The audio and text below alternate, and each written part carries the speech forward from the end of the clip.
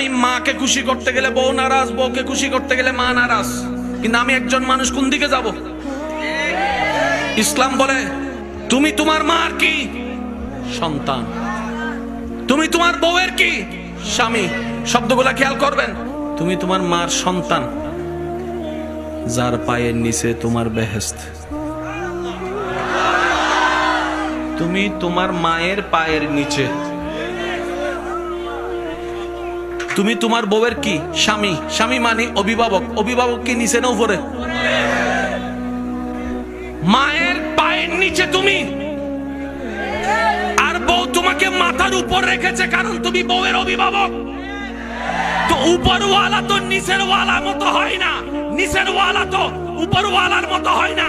এবার সে বলে আমি করব কি? বলে যে শুনো, তুমি মাকে মাথায় রাখো, বউকে বুকে রাখো।